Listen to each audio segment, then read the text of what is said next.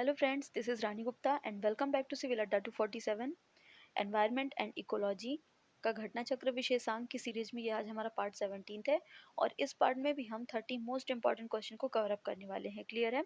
तो चलिए स्टार्ट करते हैं। देखिए पहला क्वेश्चन है भारत का 16वां बायोस्फीयर रिजर्व मंडल शीत मरुस्थल मतलब कोल्ड डेजर्ट, ठीक है, कोल्ड डेजर्ट किस राज्य में स्थित है? तो यहाँ पे क्वेश्चन तो ये है कि आपका शीत मरुस्थल कौन से राज्य में स्थित है। यहाँ पे दूसरा क्वेश्चन आपका ये बनता है कि शीत मरुस्थल को 16वें बायोस्फीयर रिजर्व मंडल के रूप में आरक्षित किया गया है। क्लियर है? तो आपका कोल्ड डेजर्ट कौन से राज्य में है? यहाँ पे ऑप्शन जम्मू कश्मीर भी है, हिमाचल प्रदेश और उत्तराखंड तीनों ही हैं। ठीक है, तो इसका राइट आंसर है आपका ऑप्शन बी, हिमाचल प्रदेश। ठीक है ना, ध्यान रखिएगा कोल्ड डेजर्ट कहाँ पर स्थित है? हिमाचल प्रदेश में स्थित है, ना कि जम्मू कश्मीर में। कोल्ड डेजर्ट हिमाचल प्रदेश में स्थित है और इसे 2009 में, कब? 2009 में बायोस्फीयर रिजर्व के रूप में घोषित किया गया है सरकार के द्वारा। क्लियर है ना? तो ये कहाँ पर है? हिमाचल प्रदेश में। नेक्स्ट देखते हैं। ध्यान रखिएगा जो बायोस्फीयर रिजर्व हैं वो किसमें सहायक होती हैं? तो जो आपकी बायोडाइवर्सिटी है उसके लिए सहायक होती हैं, उसको प्रोटेक्ट करती हैं। इसके अलावा जो हमारा सस्टेनेबल डेवलपमेंट है ना, तो उसमें ये काफ़ी हेल्पफुल होते हैं। कौन? Biosphere reserve. देखिए बुंदाला, नेक्स्ट क्वेश्चन देखिए, बुंदाला जीव मंडल आरक्षित क्षेत्र जो हाल में ही यूनेस्को के मानव और जीव मंडल मैन एंड बायोस्फीयर एमएबी तंत्र में सम्मिलित किया गया है, वो कहाँ स्थित है? ठीक है, ऑप्शन आपके देख लीजिए, रूस, भारत, श्रीलंका और बांग्लादेश। बुंदाला बायोस्फीयर रिजर्व, ध्यान रखिएगा इसका राइट आंसर हो जाएगा ऑप्शन सी, श्रीलंका। क्लियर है? श्रीलंका का जो दक्षिण पूर्वी तट है, जो श्रीलंका का जो साउथ और ईस्ट वाला तट है, यहाँ पर ये बुंदाला बायोस्फीयर रिजर्व अवस्थित है। और यहाँ पर जो और इसे 2005-6 में बायोस्फीयर रिजर्व घोषित किया गया था। ठीक है, तो यहाँ पे ये उस टाइम का क्वेश्चन था, इसलिए 2006 में ये यूपीएससी ने पूछा था। अच्छा, इसके आसपास का एक कोई नगर जो फेमस नगर है वो कौन सा है? तो यहाँ पे हम्बन टोटा जो काफ़ी चर्चा में रहता है, हम्बन टोटा के आसपास ये स्थित है। कौन सा? बुंदाला जीव मंडल आरक्षित क्षेत्र, श्रीलंका। क्लियर है? नेक्स्ट देखते हैं। पेरियार गेम अभयारण्य स्थित है, माफ कीजिएगा, प्रसिद्ध है। पेरियार गेम अभयारण्य प्रसिद्ध है मतलब यहाँ पे कौन से वन्य पशुओं के लिए प्रसिद्ध है, इसके बारे में बात कर रहा है। ऑप्शन देख लीजिए, शेरों के लिए, चित्तीदार हिरणों के लिए, बाघों के लिए या जंगली हाथियों के लिए? तो इसका राइट आंसर है ऑप्शन डी, जंगली हाथियों के लिए। क्लियर है? पेरियार गेम अभयारण्य है कहाँ पे? ये है केरला में। इसके पहले भी वीडियो में इनका नाम कई बार आ चुका है, पेरियार, पराम्बिकुलम, ये सब कहाँ पर है? केरला में है। और ये फेमस किसके लिए है? जंगली हाथियों का संरक्षण होता है यहाँ पे। नेक्स्ट देखते हैं, निम्नलिखित में से कौन सा युग्म सही सुमेलित है? तो यहाँ पे ऑप्शन देखिए, सिमलीपाल। सिमलीपाल कहाँ पर है? ये एक मिनट,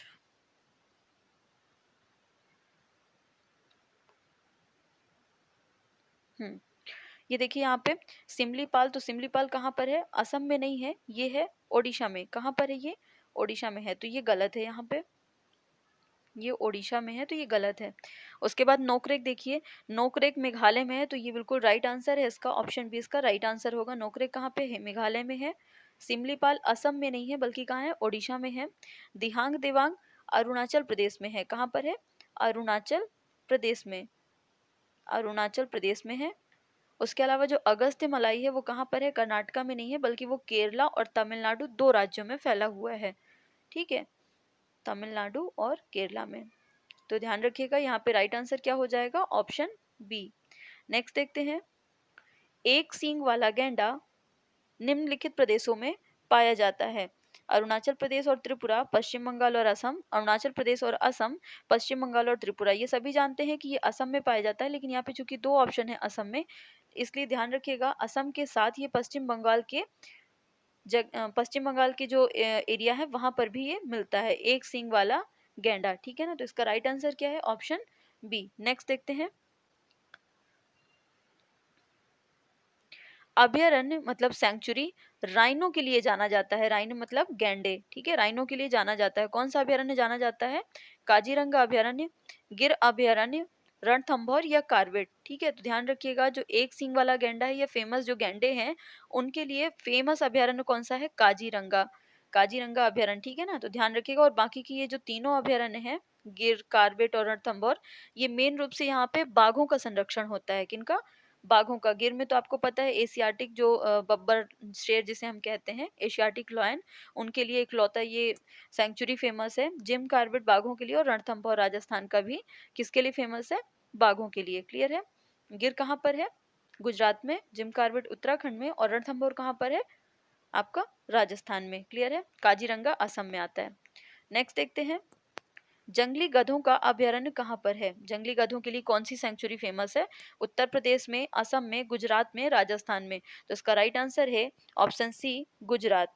ठीक है, राइट आंसर क्या है इसका? Option C, Gujarat. अच्छा, गुजरात जो जंगली गधों के लिए कौन सा फेमस है यहाँ पे? गुजरात। तो गुजरात में कच्छ का रण है, तो यहाँ पर मतलब इस नाम से ही वन्य जीव अभयारण्य है। और इसकी जो स्थापना हुई है वो कब हुई थी? ये 19, जो हमारा टाइगर प्रोजेक्ट है उसके 1 साल पहले, ठीक है, 1972 में इसकी स्थापना हुई थी। क्लियर है? कच्छ के रण, ध्यान रखिएगा इसे। नेक्स्ट देखते हैं,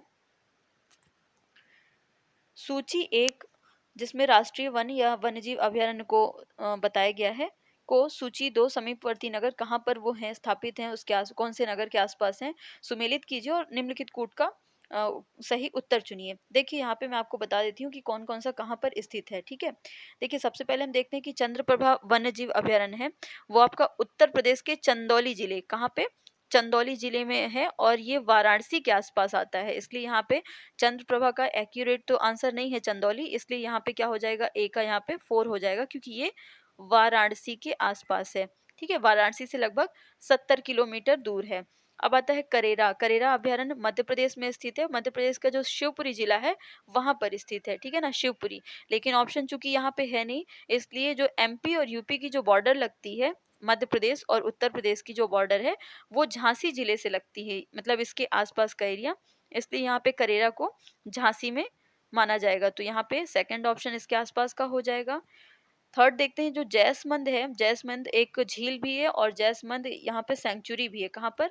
राजस्थान के उदयपुर जिले में। कहाँ पर? उदयपुर जिले में।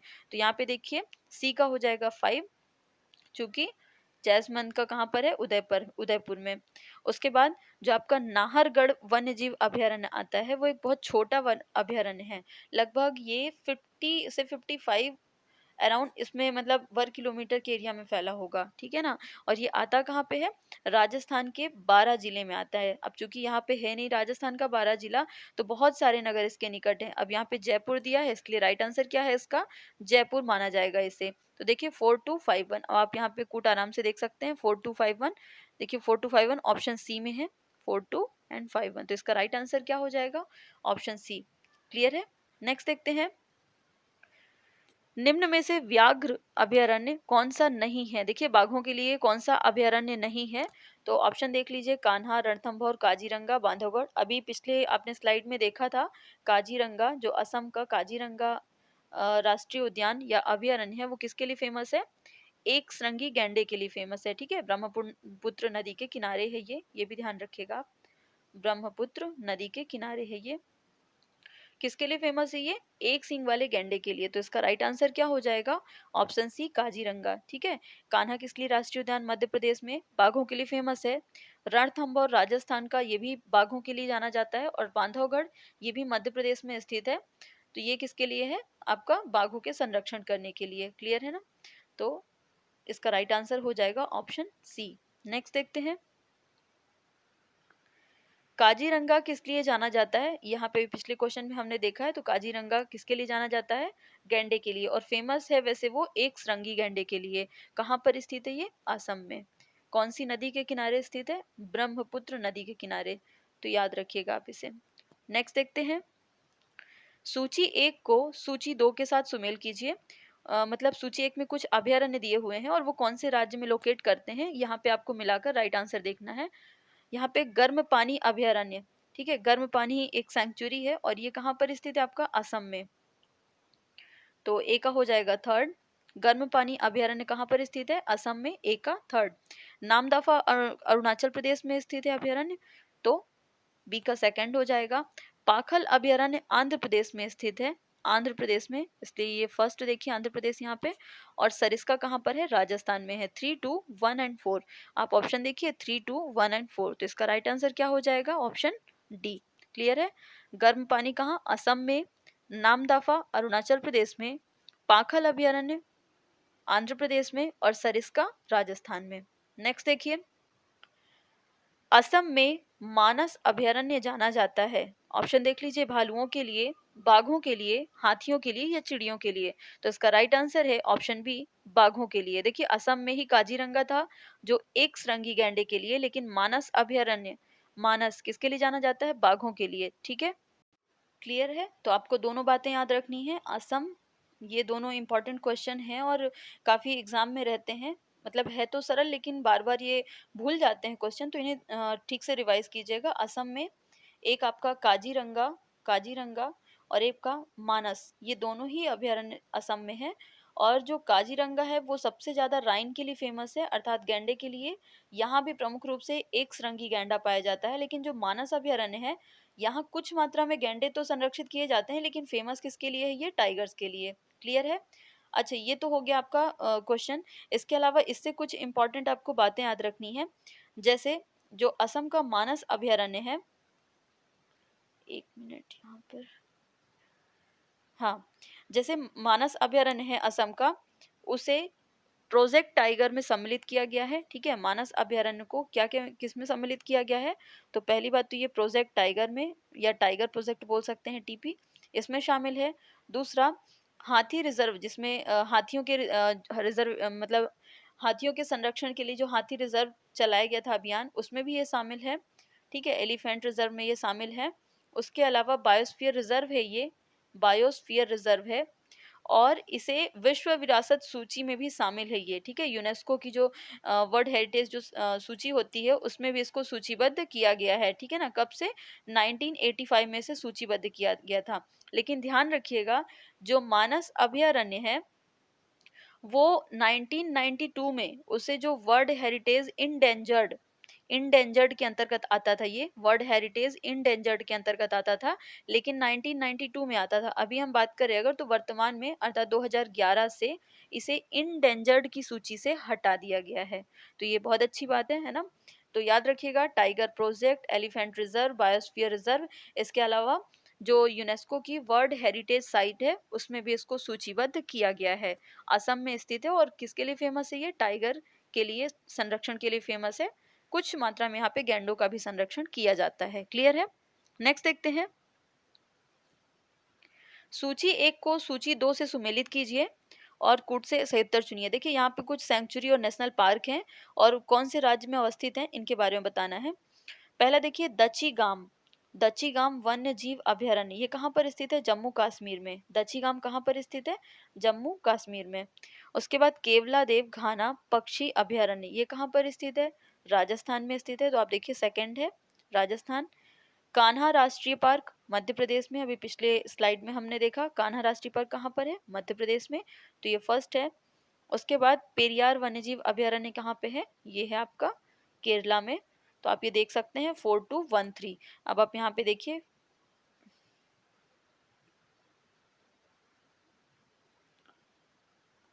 4213, ये है आपका ऑप्शन ए जो है वो राइट आंसर है। देखिए 42 और 13, क्लियर है?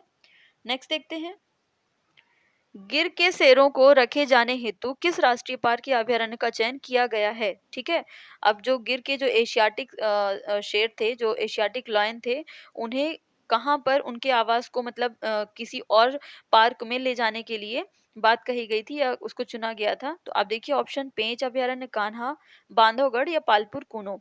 तो इसका राइट आंसर है ऑप्शन डी, पालपुर कूनो।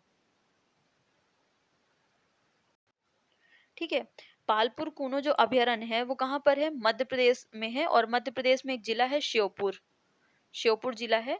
ये कौन से संभाग के अंतर्गत आता है? चंबल संभाग के अंतर्गत। ठीक है ना, मध्य प्रदेश में जो श्योपुर जिला है, यहाँ पर ये स्थित है पालपुर कूनो अभयारण्य। और यहाँ पे जो एशियाई शेर थे गिर गुजरात के, उनके पुनर्प्रवेश के रूप में, मतलब पुनर्प्रवेश स्थल के रूप में इसे चुना गया था। ठीक है ना।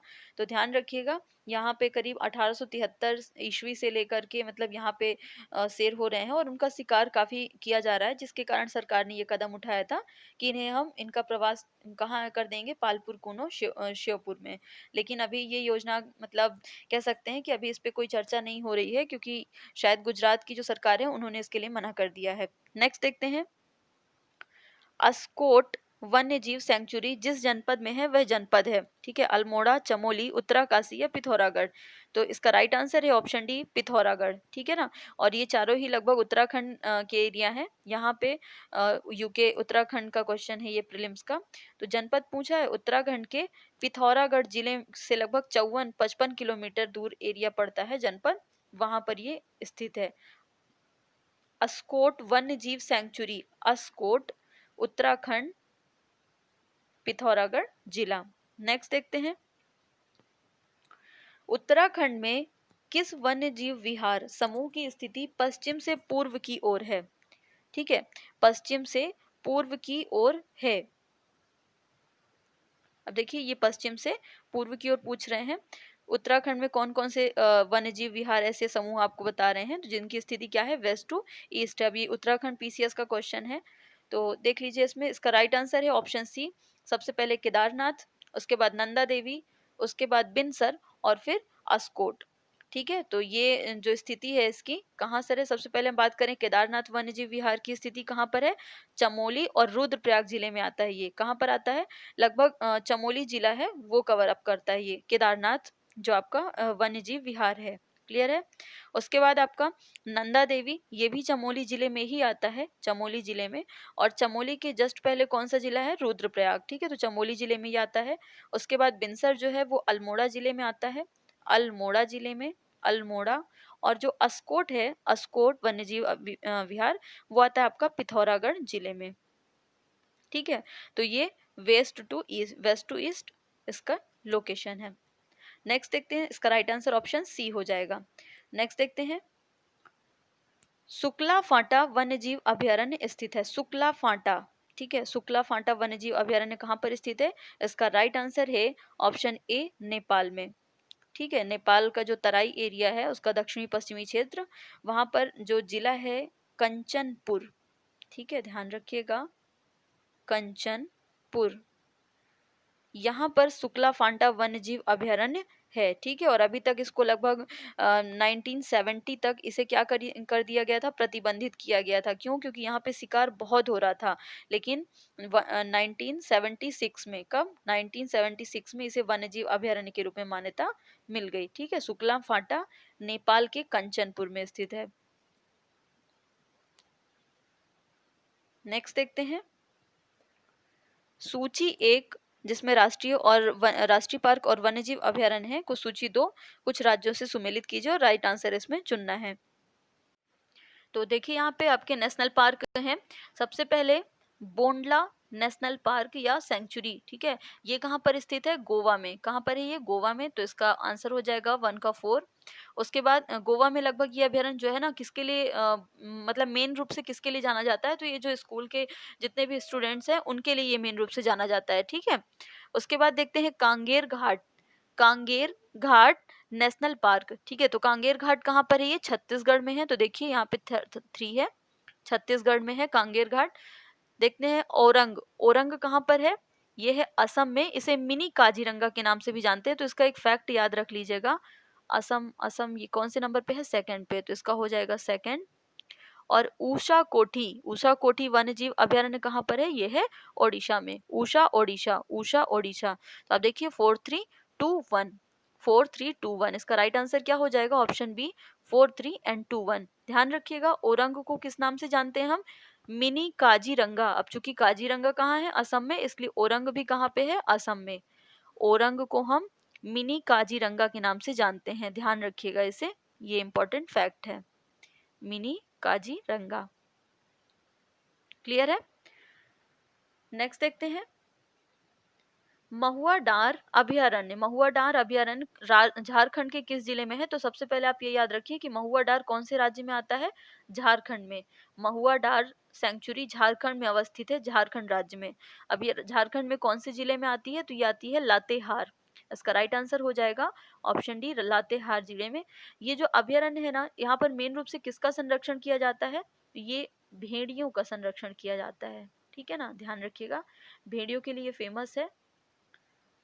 और इसके अलावा और भी जैसे जीव हैं, छोटे छोटे जीव, चूहे, गिलहरी, खरगोश, है ना, छोटे हिरण, जो भूमि पर रहने वाले जो पक्षी हैं, उन सभी का भी संरक्षण किया जाता है। लेकिन महुआ डार जिसके लिए फेमस है वो है भेड़िया। कहाँ पर है ये? झारखंड के लातेहार जिले में। नेक्स्ट देखते हैं, निम्नलिखित राज्यों में से किस एक में पखुई वन्यजीव अभयारण्य अवस्थित है? पखुई वन्यजीव अभयारण्य, ठीक है, पखुई वन्यजीव अभयारण्य। तो इसका राइट आंसर है ऑप्शन ए, अरुणाचल प्रदेश, ठीक है। पखुई कहाँ पर है? अरुणाचल प्रदेश में। अच्छा, अरुणाचल प्रदेश में एक कामेंग जिला है, कामेंग जिला, वहां पर अवस्थित है ये, ठीक है। इतना डिटेल में तो नहीं आता है, लेकिन फिर भी आप एक उसमें याद कर लीजिएगा वन लाइनर के रूप में। जो अरुणाचल प्रदेश का कामेंग जिला है, वहां पर पखुई वन्यजीव अभयारण्य है। और ये जो क्षेत्र है, इसको पक्के संरक्षित वन, मतलब पक्के रिजर्व फॉरेस्ट के नाम से जाना जाता है। तो ये भी इसका फैक्ट है, याद रखिएगा। पखुई वन्यजीव अभयारण्य को किसके नाम से जानते हैं? पक्के, पक्के संरक्षित वन,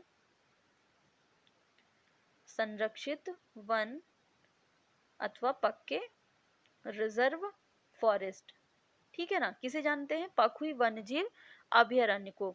अरुणाचल प्रदेश के कामेंग जिले के अंतर्गत आता है ये, ठीक है। और इसे 2002 में इसे अभयारण्य घोषित किया है। इसके पहले ये अभयारण्य नहीं था। 1977 में इसे कोमा अभयारण्य के नाम से जानते थे। क्लियर है? नेक्स्ट देखते हैं,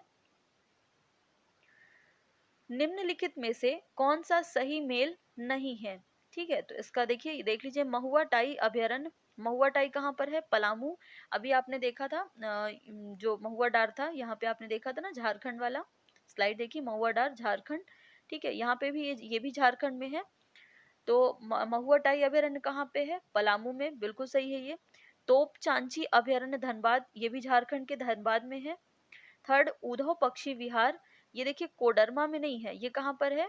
ये है साहेबगंज में। ये सभी झारखंड के जिले हैं, ध्यान रखिएगा, इसलिए झारखंड पीएससी का ये क्वेश्चन है। तो इतना इंपॉर्टेंट तो नहीं है, फिर भी आप इसे वन लाइनर के रूप में याद रखिए। झारखंड के ये सारे जिले हैं। देखिए, महुआ टाई जो है वो झारखंड के पलामू जिले में है।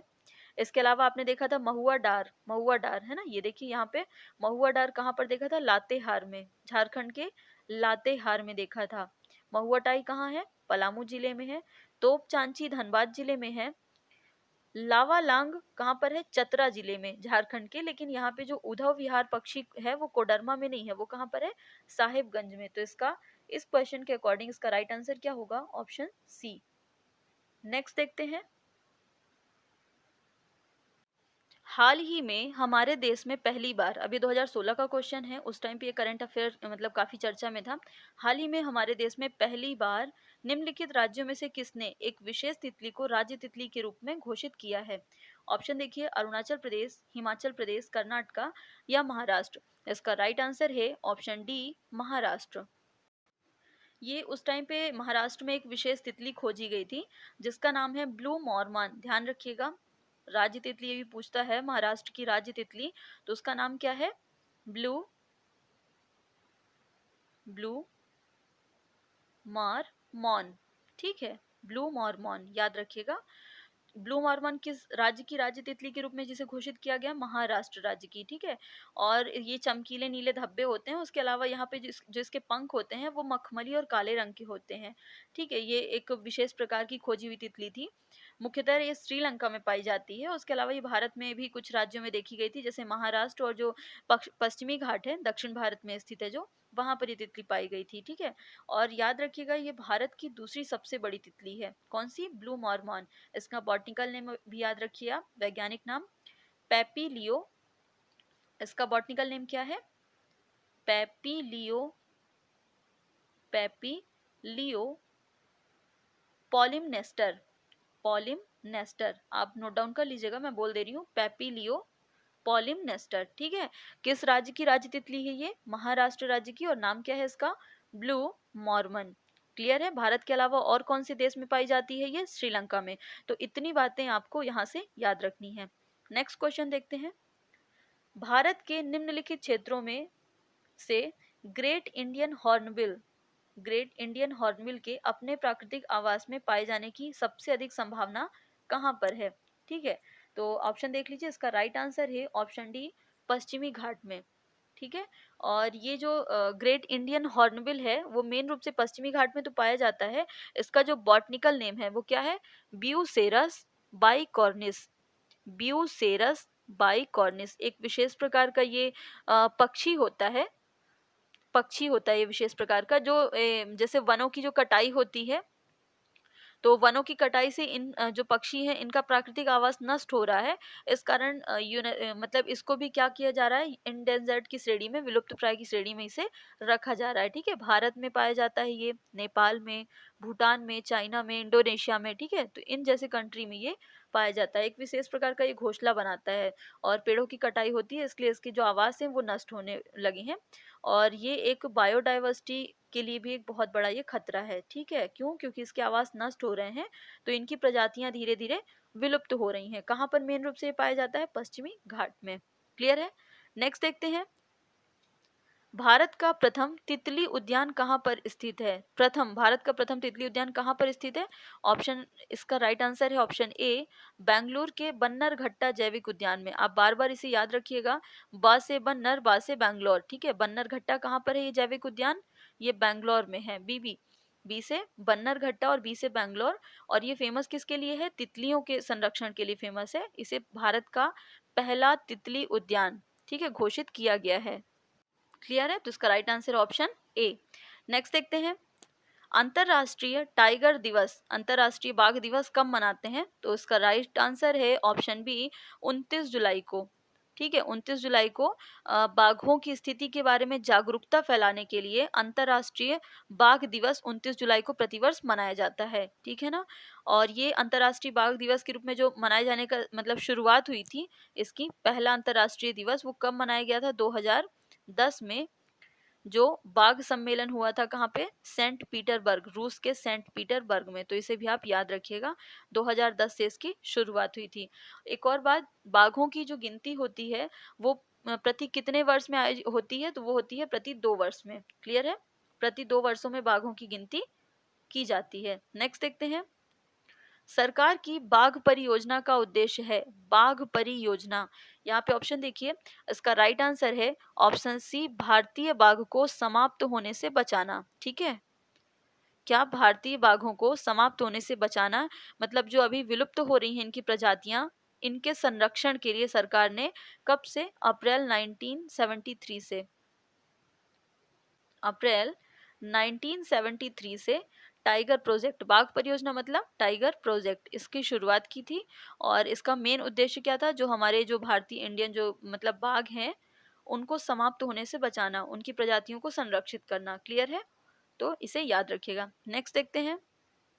भारत में प्रोजेक्ट टाइगर प्रारंभ किया गया, तो अभी हमने बताया 1973, तो इसका राइट आंसर क्या हो जाएगा? 1973 अप्रैल। ठीक है, अब ये भी याद रखिएगा, अप्रैल 1973 से ये शुरुआत हुई थी इसकी।